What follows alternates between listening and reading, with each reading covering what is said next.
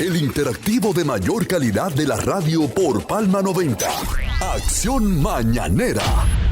Darling Cuevas. Gracias, doctor. Bueno, la intención nuestra era continuar, o es continuar, en este caso, el comentario con el que usted inició hace un momento relacionado al 4 de julio, fecha histórica.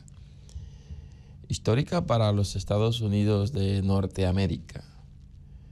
Y digo, ¿sabes que a veces no es Estados Unidos de América, como que si toda América fuera unida, en este caso, estuviera unida?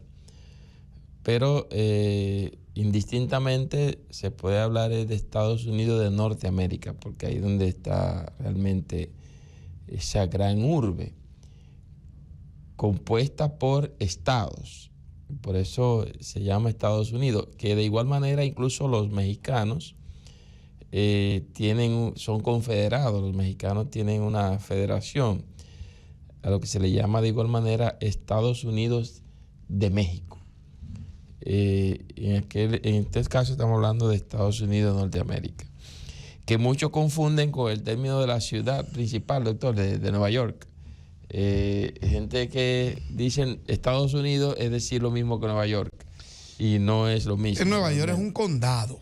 No es lo mismo. Sí. Entonces, es el Distrito Federal, ¿verdad? Digamos que cuando hablamos del Distrito Federal es de la ciudad principal, sí, Estados Unidos. Entonces, Washington, D.C. es Distrito de Columbia. Sí. Que es una ciudad muy pequeña que apenas tiene unos 700 y algo de habitantes, pero es donde está ubicada la Casa Blanca y donde está el Capitolio. Está el Capitolio, me parece que está además la Corte Federal. Y los monumentos más emblemáticos con relación a los veteranos de guerra y ese tipo de cosas. Estatua de la Libertad, el puente famoso me parece que está también ahí.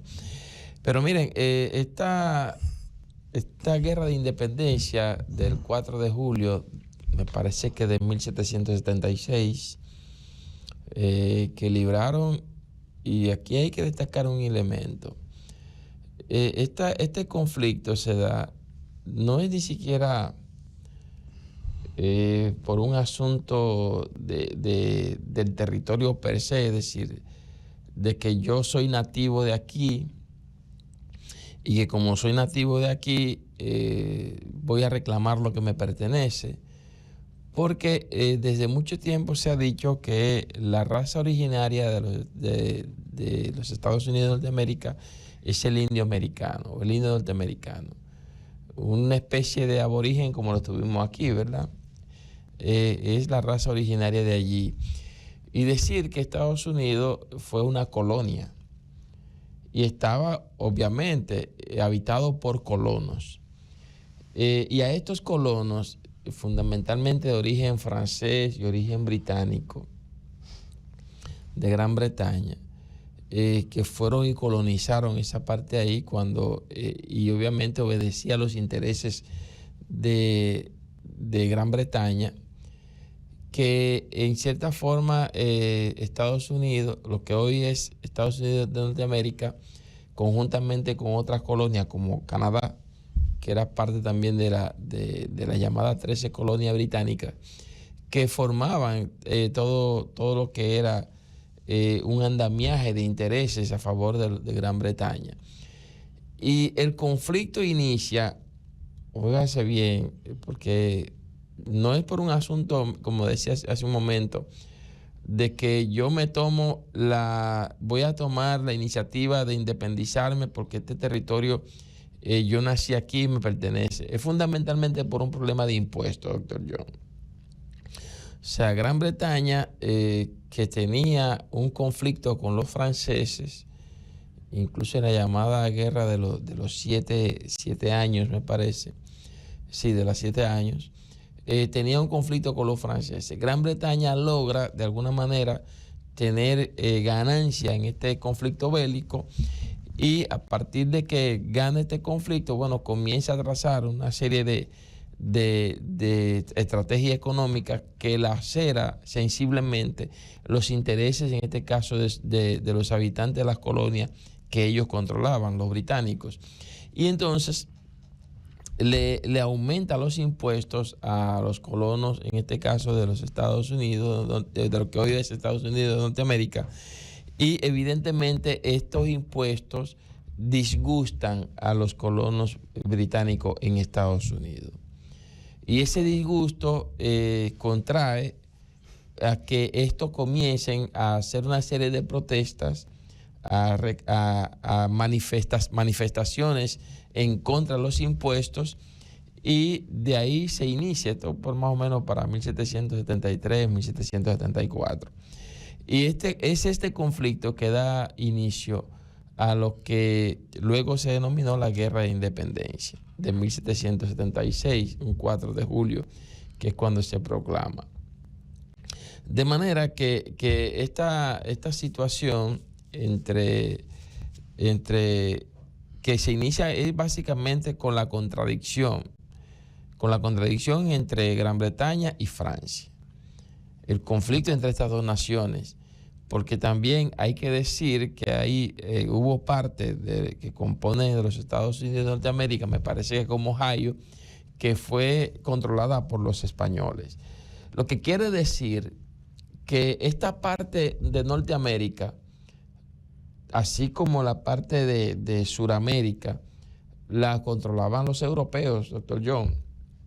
O sea, los europeos como sociedad, digamos que avanzada, una civilización bastante avanzada en Europa, como eran los romanos, los griegos, y posteriormente lo que fue Gran Bretaña, España, Francia, controlaron gran parte del mundo, a tal punto de que llegaron a controlar América en sentido general. Controlaron a la parte de Norteamérica, donde está Canadá, está hoy Estados Unidos, y también controlaron lo que era Sudamérica. Recordemos que para 1492 ya los españoles de igual manera habían colonizado a esta parte de Sudamérica y el Caribe, como el caso de lo que es hoy República Dominicana, que evidentemente aquí extinguieron nuestros aborígenes con la llegada de Colón, que dijo que descubrió, pero no fue más que un saqueo, que un arrebato de la propiedad, incluso que era por ocupación de nuestros aborígenes. Entonces, ahí, así como controlaron esta parte para 1492, tenían ya controlado a la parte de Norteamérica, y es en 1776 donde los Estados Unidos proclamó su independencia, un 4 de julio. Fíjense que estos lo hicieron primero que nosotros. La llamada independencia nuestra, que yo digo que fue una separación, es de 1844. Y ya para 1776, digamos que casi 100 años, ya Estados Unidos había proclamado su independencia, que fue producto, yo quiero reiterar esto, de un disgusto, de una inconformidad de los... Una lucha de intereses. Claro, de una inconformidad a partir de los impuestos, del cobro de impuestos, que fue incluso, que no fue consensuado con los colonos británicos que residían ahí en Norteamérica. Lo cierto es que hoy en día, ¿verdad?, los norteamericanos han logrado avanzar ¿de cuántos años, doctor? De 1776 a la fecha, estamos hablando de 200 y algo. No más, doctor. A ver, que solamente 1776, vamos a ver. Estamos en el 2024. Al 2024, sí. 300, casi 400 años. No. Más o menos. Entonces, vamos a chequear. Los Estados Unidos han avanzado, y no sé si bueno, pienso que para esa época había un interés primordial en seguir avanzando, en seguir ocupando territorio, y evidentemente 848 años, doctor. 848 años, según estoy observando aquí. Sí, 1700. Es mucho. Déjame ver, vamos a calcular de nuevo. No, 248. 2024, ¿no es? Ajá, 248. Menos 1776. 248. 248. 248 años de la independencia norteamericana. Estos, y pienso que a partir de igual manera de lo que fue sus inicios, es decir, estos eran una colonia dominada por los ingleses. Y al ser una colonia dominada por los ingleses e independizarse, pienso que estos comenzaron de igual manera a ejecutar una política de expansión y de controlar ellos mismos también otros territorios.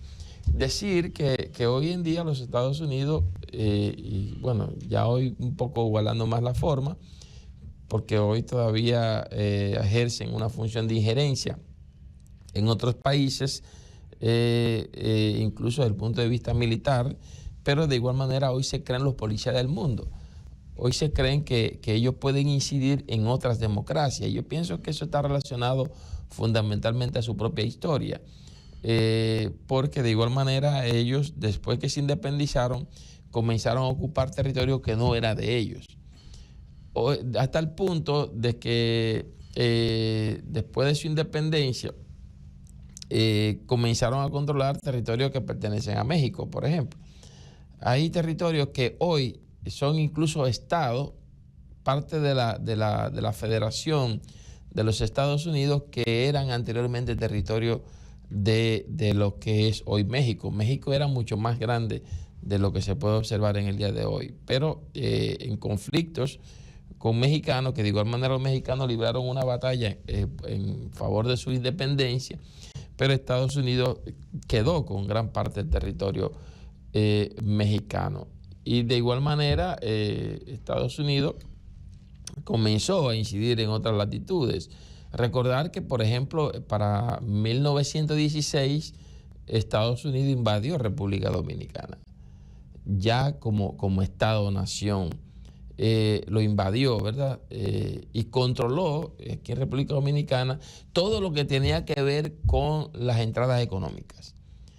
Porque a lo primero que Estados Unidos le echó mano cuando la invasión de 1916 fue, por ejemplo, a las aduanas y a los ingenios, que eran lo que generaba divisas, lo que generaba riqueza. Las aduanas a partir de los impuestos y los ingenios a partir de la producción de riqueza con la caña de azúcar y demás. Entonces todo esto, de igual manera, esa ambición desmedida de acumular fortuna llevó a los Estados Unidos a expandirse en cuanto a la intervención en otros países. Hoy Estados Unidos es una poderosa nación, una nación económicamente poderosa, también desde el punto de vista militar. Tiene uno de las fuerzas militares más grandes del mundo, compitiendo incluso con China, con Rusia y otras naciones que tienen grandes ejércitos. Sin embargo, en el día de hoy Estados Unidos enfrenta una situación que le está generando un problema. Llegó un momento ya para de los años tal vez después de 1917, con la Revolución Rusa, que se formó la URSS, la Unión de Repúblicas Soviéticas Socialistas, que se convirtió en un gran proyecto político militar que de igual manera se expandió económicamente y militarmente a otras naciones. Se convierte en un mundo bipolar, porque entonces los Estados Unidos, que eran una gran fuerza política y militar y económica, y estaba del otro lado la URSS, hubieron dos polos que incluso diametralmente opuestos en términos ideológicos, porque la URSS tenía una ideología socialista y obviamente Estados Unidos una ideología capitalista, y en esos dos polos, ¿verdad?, solamente en el mundo habían estas dos corrientes del pensamiento ideológico y obviamente económico también. Entonces resulta que después de la caída de la Unión Soviética, para los años 90, con la llamada perestroika de Gorbachev, Estados Unidos queda liderando el mundo como la principal potencia política, económica y militar. Sin embargo, hoy las cosas van diferentes. Hoy se habla del gigante asiático, en este caso de China, que constituye una amenaza económica para los Estados Unidos. China ha ido concretizando alianzas, se ha ido expandiendo por el mundo. De igual manera, bueno, de hecho, se habla de acuerdo en términos económicos entre China y una parte importante de otros países de Europa y otras latitudes, donde están hablando de una moneda contraria al dólar. De una moneda contraria al dólar. No me acuerdo en el día de ayer que leía un país... O no tanto contraria, sino con mayor valor, que se contrapone. Bueno, sí, claro, es una competencia por el mercado, hey, de divisas en este caso, ¿verdad? Y entonces no me acuerdo que el día de ayer leía un país que acaba recientemente de pactar con China y renunciar al dólar. Me parece que la moneda le llaman el BRICS, si mal no me acuerdo en este momento. Tendría que profundizar en la investigación. Me parece que el BRICS es una moneda que está unificando otras naciones que de igual manera están digamos que en competencia con el dólar. Esto constituye una gran amenaza y está de igual manera la incertidumbre en Europa, ya que la guerra entre Ucrania y Rusia ha traído algunas contradicciones en Europa, donde algunos gobiernos están apoyando a Estados Unidos, manifestándole el apoyo a Zelensky en Ucrania, y otros están en desacuerdo. Entonces ya Estados Unidos en cierta forma no está solo en el mundo, nuevamente. Estados Unidos tiene competencias reales y esto acompañado de la incertidumbre que está generando ahora mismo el proceso electoral en Estados Unidos, donde unos ancianos se están disputando el poder, y esto hay que decirlo. Unos ancianos y no es que me perdonen, aquí si algunas personas estén pensando que yo tengo un criterio contrario a los viejos, no, de ninguna manera. No tengo ningún criterio contrario a los ancianos, porque creo que hay edades, independientemente o adultos mayores, ¿verdad? Mayores, hay personas que tienen 80 años que tienen una mente lúcida, brillante todavía, y que pueden aportar muchísimo, que son incluso intelectuales. Bueno, Noam Chomsky el otro día falleció de una edad bastante considerable y era un extraordinario intelectual norteamericano, con un pensamiento crítico extraordinario. Sin embargo, lo que observamos hoy entre Trump y Biden es una situación crítica. Trump, con ciertas manifestaciones de ser una persona impulsiva, que no retiene mucho las cosas que piensa, las dice de una vez. Decía mi viejo que hay gente que actúan como los pensamientos de locos. O sea, un pensamiento de locos, si cogió una piedra la tiró, que son rápidos, que son calientes. Entonces Trump es el tipo de individuo que dice lo que piensa al instante. Y no importa que sea ofensivo o que no sea ofensivo. Sin embargo, desde el punto de vista de la política exterior, Donald Trump tiene un criterio mucho más diferente a lo de Biden, increíblemente. Anteriormente se veían que los republicanos eran más guerreristas que los demócratas. Sin embargo, en estos últimos tiempos, los demócratas han demostrado ser más guerreristas y más injeristas que los propios republicanos. Recordemos que Trump, independientemente del concepto que él tenía contra Cuba, que Obama tuvo cierta apertura con relación a Cuba. Acercamiento. Y cierto acercamiento. Y Trump no así Donald Trump, pero Donald Trump, el doctor Giovanni León, que se integra, con relación a Corea del Norte, tuvo cierta apertura, Donald, hasta el punto de que no se había visto un presidente norteamericano estrechar la mano del presidente de Corea del Norte. Sin embargo, Donald Trump sí estuvo en una ocasión reunido con el presidente de Corea del Norte. No sabemos si por miedo o por qué, porque el coreanito no es fácil. Ese coreanito con esa cara redonda. se ve que bravo. Lo cierto es que estrecharon en cierta forma relaciones y llegaron a tener ciertas conversaciones. Las relaciones de Trump con el propio Putin no eran malas. En algún momento incluso se llegó a decir de que Rusia tuvo cierta incidencia a favor de Trump en las elecciones cuando ganó Biden. Sin embargo, hay que destacar que hoy Estados Unidos está enfrascado, desde el punto de vista nuestro, ¿verdad?, en mi criterio, en una gran crisis de liderazgo. Creo que algunos colegas lo han planteado, me parece que Garavito. Yo coincido con él en ese aspecto y con otros amigos que están planteando la crisis de liderazgo en los Estados Unidos.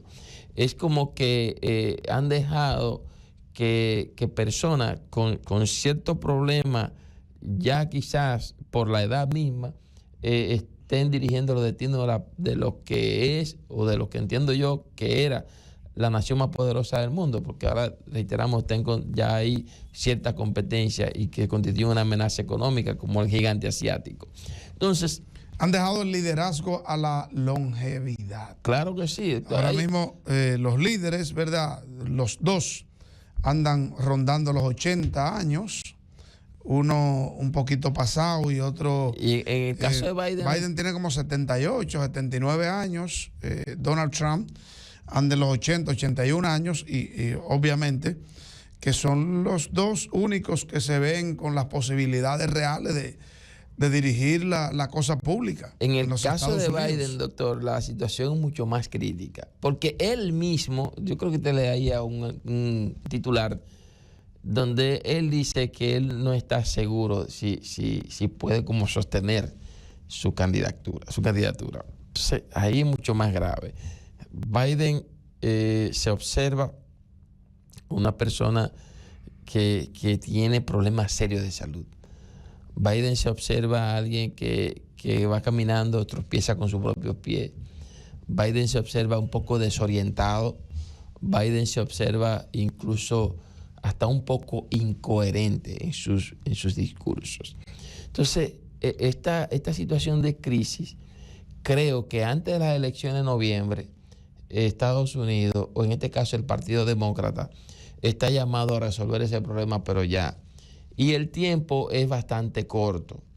Es decir, estamos diciendo de que estamos en julio y para noviembre, estamos hablando de julio, agosto, septiembre, octubre, noviembre, unos 4 meses aproximadamente.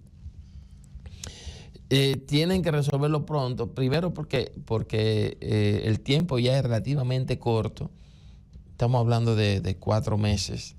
Y segundo, porque la situación de salud de Biden amerita que haya un cambio urgente para poder competir contra Donald Trump, que las encuestas lo dan favorito a Donald Trump en Estados Unidos, pero que además tenía una situación complicada con relación a que había sido declarado culpable por una corte en Estados Unidos.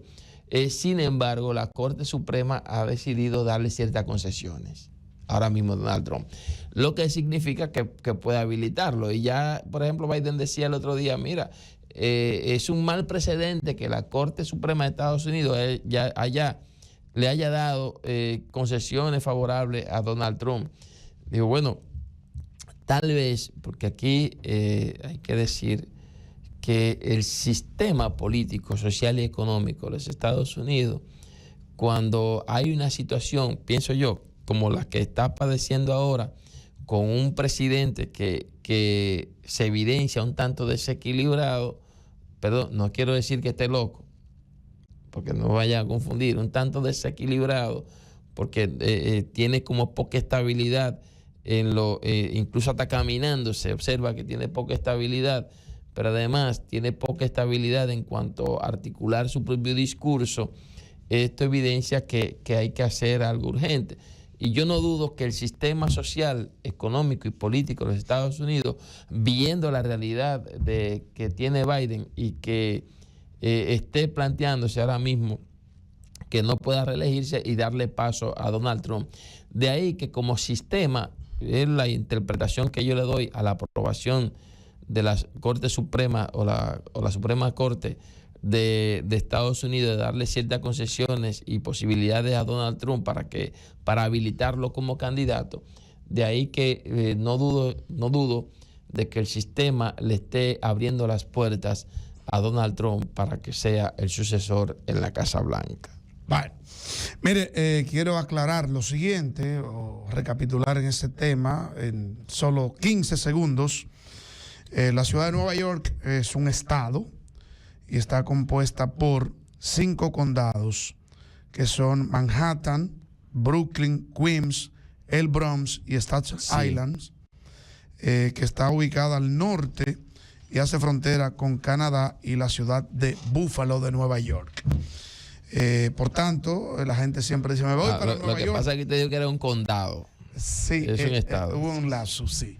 Es un estado, por eso la gente, aunque vaya a residir en Queens, dice, me fui para Nueva York. Pero si está en Queens o está en Manhattan, está justamente, o en Brooklyn, en cualquiera de esos 5 condados, está en la ciudad de Nueva York. Porque es un estado, como decir aquí, por ejemplo, yo voy para Barahona, pero usted vive en Vicente Noble, pero usted está en la provincia de Barahona. Lo que pasa es que hay diferencia con relación a la designación de los nombres en los Estados Unidos, que aquí en municipios, provincias, distritos y eso, municipales y secciones y parajes, allí son condados.